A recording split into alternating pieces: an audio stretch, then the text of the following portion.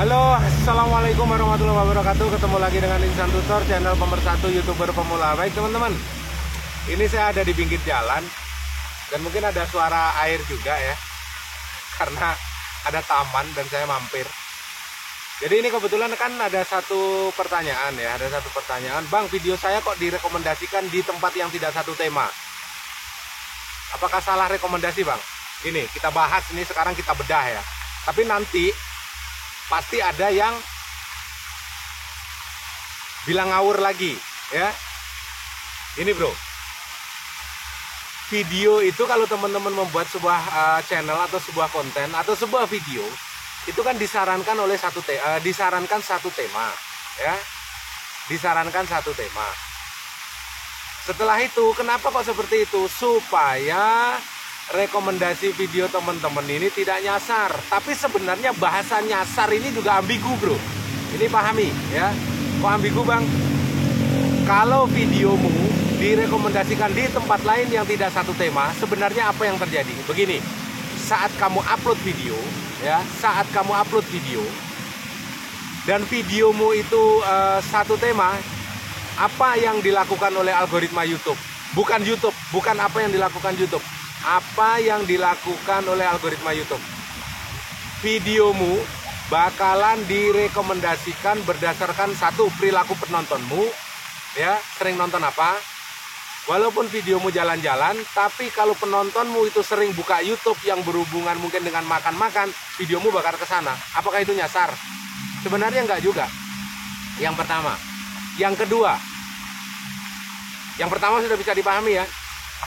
Terus yang kedua, ini, saat pertama kali upload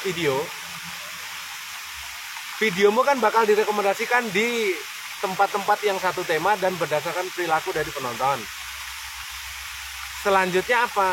Setelah videomu direkomendasikan di sana dan videomu durasi tontonnya bagus, real time-nya bagus, videomu ada isinya, akan direkomendasikan ke tempat yang lebih luas lagi. Dan tentunya itu bukan hanya satu tema, direkomendasikan yang lebih luas, bisa direkomendasikan di tempat-tempat yang tidak satu tema juga, karena rekomendasi videomu lebih luas, karena banyak ditonton dari berbagai latar belakang. Nah, penontonmu pun berbagai latar belakang. Atau begini, gampangnya, mungkin teman-teman hobi saat ini ya, mungkin sering nonton yang berhubungan dengan otomotif. Terus suatu saat teman-teman bulan depan misalnya, apa teman-teman tidak pernah nonton channel misteri? Apakah teman-teman tidak pernah nonton channel masak-masak? Tentunya apa yang menarik bagi teman-teman kan itu yang ditonton.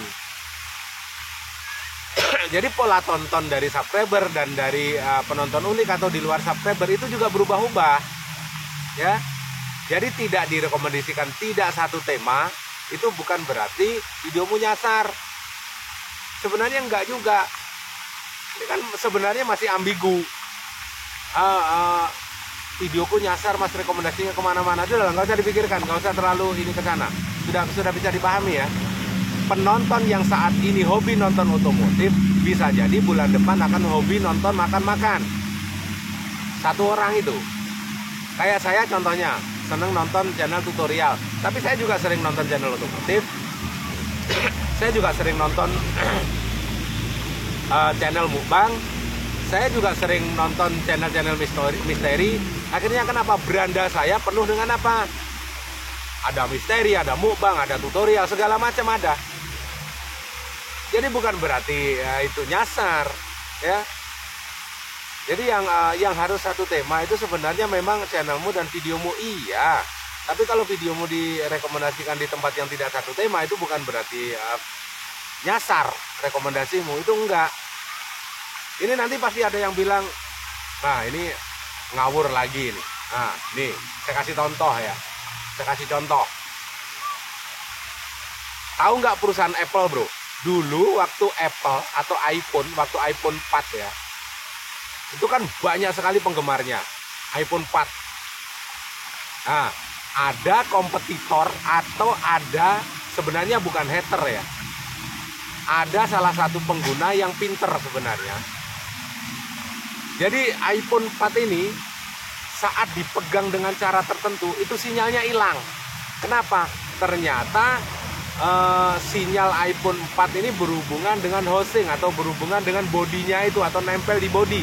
Jadi kalau cara megangnya itu pas kebetulan di tempat yang berhubungan dengan sinyal, itu sinyalnya lemah dan hilang walaupun itu di pusat kota. Ya, itu kelemahan dari iPhone 4 dulu. Apa hubungannya, Bang? Dengerin dulu. Sudah tahu, sudah paham ya. Jadi kelemahan itu dijadikan iklan oleh perusahaan kompetitor bahwa iPhone ini seperti ini, seperti ini. Apa? Untuk menutupi kekurangan itu. Apa yang dilakukan iPhone?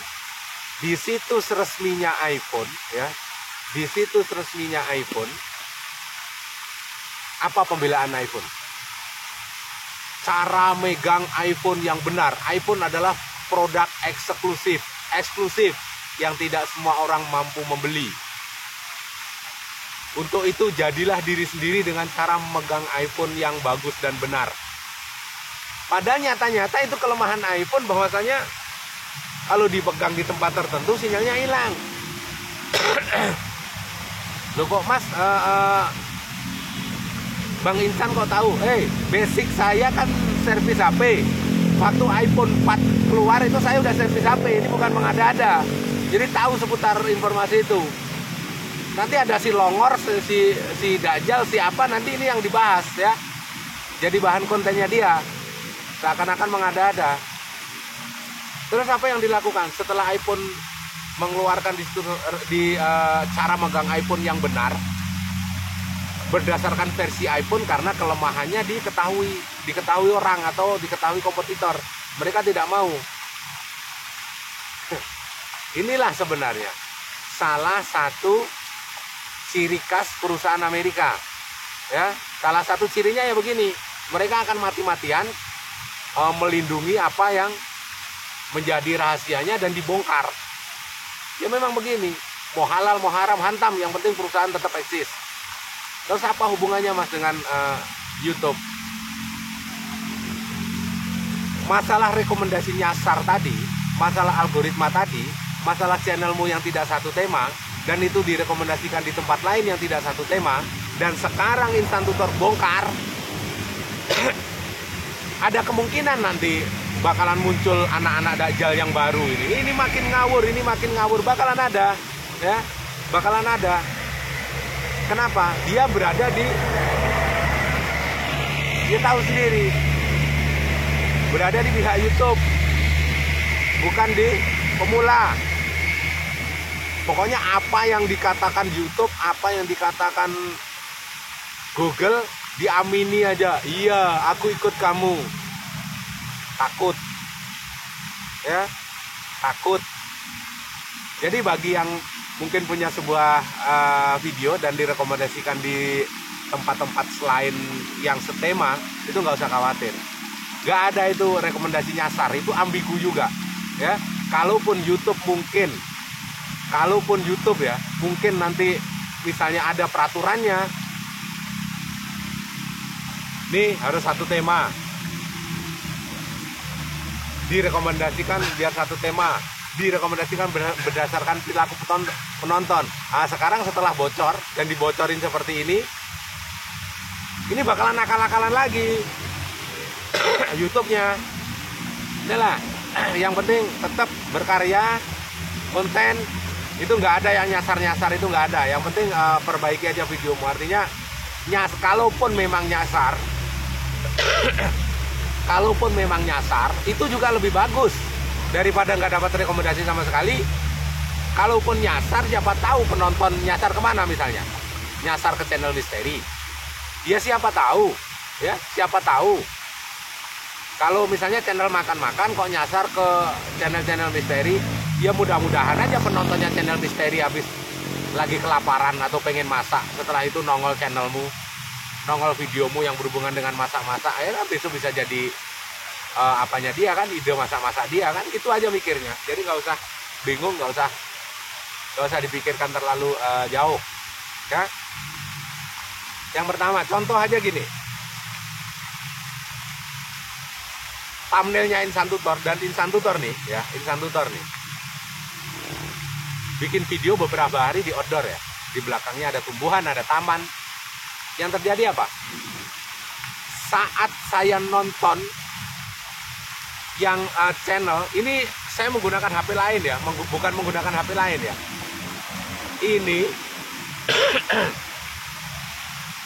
saya ketemu dengan ponakan saya, rumahnya jauh, bukan menggunakan WiFi, tapi dia menggunakan selulernya dia, ya, menggunakan jaringan selulernya dia. Bahkan ponakan saya pun nggak tahu kalau saya punya channel YouTube, dan saya nggak pernah ngomong ke dia kalau saya punya channel YouTube, karena masih kecil, ya, masih kelas 2 SD. Saya pinjem HP-nya dia. Yang terjadi apa? Dia hobi sekali dengan tanaman ya, karena bapaknya ini yang berhubungan dengan tanaman, jadi sering lihat channel-channel yang tentang bonsai. Yang terjadi apa? Video saya juga terselip di situ. Kenapa? Di belakang saya ada yang tanaman tuh. Nah. Ya, itu ada sawit di belakang sana. Dan bapaknya itu sering menggunakan HP-nya dia, bagaimana cara merawat tanaman yang bagus, bagaimana cara penyemaiannya. Video saya juga nyelip di sana. Padahal kan video tutorial, tapi kan di belakangnya taman. Beberapa hari ini, apakah itu nyasar? Enggak. Kenapa? AI berhasil nyeken yang di belakang saya. Itu sebenarnya bukan nyasar. Mau dibantah pun, ya faktanya seperti itu, mau gimana? Paling juga pihak YouTube nanti bantah dengan tulisan, dan itu bakalan diamini oleh si double ini. Gak usah ini deh ya. Bagi teman-teman, santai saja, nggak ada itu nyasar. Semoga ini menjadi pembelajaran ya. Dan teman-teman tetap semangat. Wabillahi taufiq wal hidayah. Assalamualaikum warahmatullahi wabarakatuh. Salam buat keluarga.